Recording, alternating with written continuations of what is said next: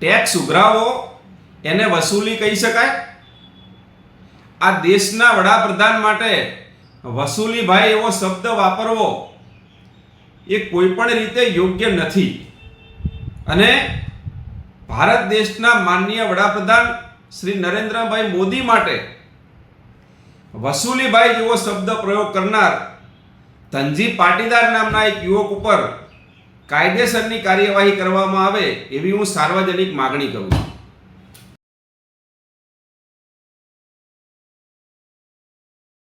નમસ્તે, હું અતુલ દવે.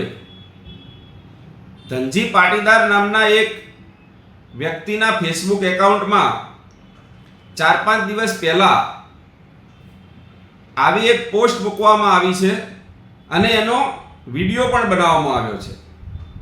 એ પોસ્ટમાં એમને ભારત દેશના વડાપ્રધાન માનનીય નરેન્દ્રભાઈ મોદી માટે વસૂલીભાઈ જેવો એકદમ હલકી કક્ષાનો શબ્દનો ઉપયોગ કર્યો છે. એમના વિડીયોમાં પણ એ સ્પષ્ટ કહે છે, કોઈ એમનો વિડીયો ચાલુ હતો ત્યારે કોઈ ભાઈએ કોમેન્ટ કરી કે ભાઈ તમે વસૂલીભાઈ કોને કહો છો? ત્યારે એમને વિડીયોમાં પણ સ્પષ્ટ કીધું કે વસૂલીભાઈ એટલે નરેન્દ્રભાઈ મોદી. જયંતીલાલ પટેલ કહે છે વસૂલીભાઈ એટલે નરેન્દ્ર મોદી. વસૂલીભાઈ એટલે ભારત દેશના પ્રધાનમંત્રી નરેન્દ્રભાઈ મોદીનું નામ હું વસૂલીભાઈ એમને કોઈ, કારણ કે વસૂલ કરી છે જનતા પાસેથી ટેક્સના નામ, પેટ્રોલના નામ, ડીઝલના નામ, જીએસટીના નામ રોજ વસૂલ કર્યા જ હોય. ફલાણો ટેક્સ, ઢીકના ટેક્સ, આ ટેક્સ, વો ટેક્સ, પેલો ટેક્સ બધું વસૂલ કરી એટલે વસૂલીભાઈ. આ ધનજી પાટીદાર જે દેશમાં વસે છે એ દેશમાં વર્ષોથી ટેક્સેશનની પ્રથા છે. એ ભાઈ પોતે કંઈ પણ વસ્તુ ખરીદવા જાય બજારમાં તો એની ઉપર ટેક્સ લાગે છે. અરે એમના ઘરમાં જે લાઇટ બિલ આવે એના ઉપર બી ટેક્સ લાગે છે. એ જે ઘરમાં રહે છે એ મિલકત વેરો પણ લેવામાં આવે છે. તો ટેક્સ તો વર્ષો જૂની પ્રક્રિયા છે. અને કોઈ પણ દેશમાં જો ટેક્સ લેવામાં ન આવે તો એ દેશની અંદર વિકાસના કામો કઈ રીતે થઈ શકે?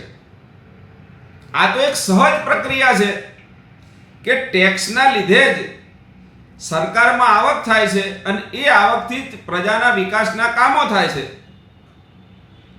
એક બાજુ તમારે શિક્ષણ માગવું છે, આરોગ્ય માગવું છે, રોડ રસ્તા માગવા છે, બીજી ત્રીજી સુવિધાઓ માગવી છે અને એના માટે જે ટેક્સની પ્રણાલી છે એ ટેક્સની પ્રણાલીને તમે એ દેશના વડાપ્રધાનને એમ કહી દો કાં તો વસૂલીભાઈ છે એટલે શું? અરે ટેક્સ કલેક્ટ કરવો એને વસૂલી થોડી કહી શકાય. વસૂલી કોને કહેવાય? જે લોકો ખંડણી ઉઘરાવે છે, જે લોકો હપ્તા ઉઘરાવે છે, કે જે લોકો દાદાગીરીથી પૈસા ઉઘરાવે છે એને વસૂલી કહેવાય ને એ ઉઘરાવતો એને વસૂલીભાઈ કહેવાય. આ તો ભારત દેશના વડાપ્રધાન છે જે 2014માં બન્યા છે. તો શું 2014 પહેલા દેશમાં કોઈ ટેક્સેશન પ્રથા નહોતી? આ ભાઈને એ ખબર નથી કે દેશ આઝાદ થયો ત્યારથી નહીં, દેશ જ્યારે આઝાદ નહોતો ત્યારથી આ દેશમાં ટેક્સેશનની પ્રથા છે. એક પ્રકારની એવી માનસિકતા લઈને ફરવું અને કોઈ વ્યક્તિનો એટલી હદનો વિરોધ કરવો એને પૂર્વગ્રહ કહેવાય.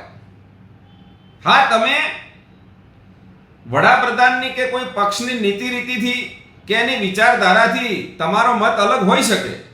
એ તો લોકશાહીમાં પરંપરા છે કે ભાઈ કોઈનો પણ વિરોધ કરી શકાય, પણ વિરોધ કરવાની એક સીમા હોય, એની એક મર્યાદા હોય અને એમાં વિવેક હોવો જોઈએ.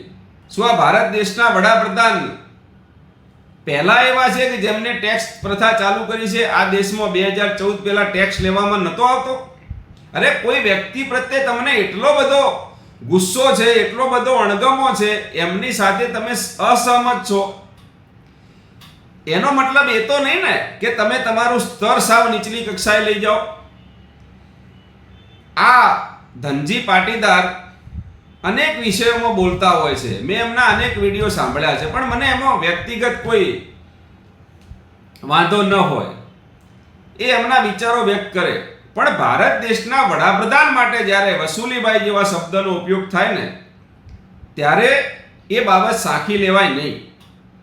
અને એમને એ પણ ખબર નથી કે આ દેશની અંદર ભલે ગમે એટલી રાજકીય પાર્ટીઓ હોય, ચૂંટણીમાં જે કોઈ વસ્તુ થતી હોય, પણ જ્યારે લોકશાહીના સારામાં સારું પર્વ એટલે ચૂંટણી, અને એ ચૂંટણીમાં પ્રજાએ જેને બહુમતી આપી છે એ વ્યક્તિ મુખ્યમંત્રી કે વડાપ્રધાન બને છે, તો પછી એ વ્યક્તિ કોઈ પક્ષનો નથી રહેતો.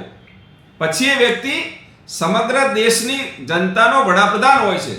અને જ્યારે તમે વડાપ્રધાન વિશે આવા હલકી શબ્દનો ઉપયોગ કરો ત્યારે આ દેશના નાગરિક તરીકે દુઃખ થાય છે. ને આવા લોકો ઉપર કાર્યવાહી કરવાની માગણી એટલે કરવી પડે છે કે આજે અમને આ શબ્દનો ઉપયોગ કર્યો છે, કાલે આનાથી ખરાબ શબ્દનો પણ ઉપયોગ કરી શકે છે. એટલે આવા લોકોને સખતમાં સખત શિક્ષા મળશે તો જ બીજા લોકો આ બાબતે આટલી હદની ગંભીર કહી શકાય એવી ટિપ્પણીઓ કરતા બંધ થશે. નહીતર આવા લોકોને મોકળું મેદાન મળશે અને ભવિષ્યમાં દેશના વડાપ્રધાન અથવા તો બંધારણીય પદ ઉપર રહેલા કોઈ પણ વ્યક્તિ વિશે કંઈ પણ બોલતા લોકો વિચાર નહીં કરે.